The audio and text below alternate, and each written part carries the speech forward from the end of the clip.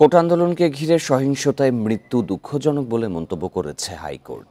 আন্দোলনকারীদের ওপর আইনশৃঙ্খলা বাহিনীর গুলি না করা নিয়ে রিটের শুনানিতে এমন কথা বলেছে আদালত। এ সময় আইনি প্রক্রিয়া মেনে আটক বা গ্রেপ্তার করার নির্দেশনা দেন দুই বিচারপতির বেঞ্চ। আজ আবারও শুনানি হবে এই রিটের।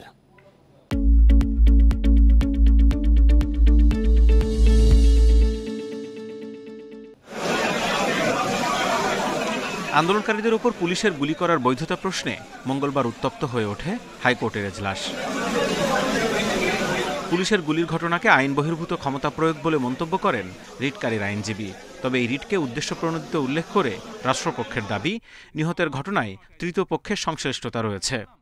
লিপিপা বললেন যে বাচ্চারা তো ডাক দিয়েছে রাস্তায় নামার, এদেরকে তো আবার গুলি করবে, আমরা কি কিছু করতে পারি না?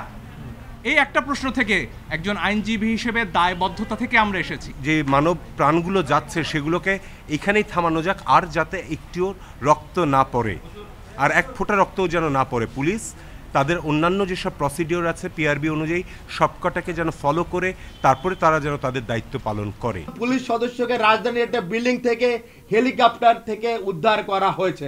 আমরা এটাও বলেছি 1200 অধিক পুলিশ সদস্য হাসপাতালে চিকিৎসাধীন, শতাধিক পুলিশ অফিসারের মাথায় চাইনিজ কুড়াল দিয়ে আঘাত করা হয়েছে। তার জন্য যদি এখন হাইকোর্ট থেকে একটা ব্রেক আদেশ দেওয়া হয় যে পুলিশ গুলি করতে পারবে না, এটা কিসের ইঙ্গিত? ছাত্র আন্দোলনের 6 সমন্বয়ককে ডিবি অফিসে রাখা নিয়েও দুই পক্ষের দাবি ভিন্ন। এ সময় আদালত বলেন, আটক বা গ্রেপ্তার যাই হোক, আইন মানতে হবে। আমরা জানতে চাচ্ছি কোন লয়ের আন্ডারে ওনাদেরকে রেখেছেন। ওনারা বারবার বলছেন ওনারা নিজে যেতে চেয়েছেন। এখন নিজে যে যেতে চেয়েছেন এই প্রমাণাদিটা কোথায়? ওনাদের কি মুখের কথার উপর আমরা ধরে নিব না? ওনারা আমাদেরকে কোনো আদেশ দেখাবেন যে কিসের ভিত্তিতে ওদেরকে ওখানে নেওয়া হয়েছে। তো আমরা শুধু চাচ্ছি যে ওদের থেকে আমরা শুনি, কারণ আমরা জানি যে ওনাদেরকে হসপিটাল থেকে নেওয়া হয়েছে। শুনানিতে আদালত আরও বলেছে, আইনে অনেক কিছুই স্পষ্ট উল্লেখ থাকলেও তা সংশ্লিষ্ট অনেকেই যথাযথভাবে পালন করছেন না। Jahidul Bashar, Independent News, Dhaka.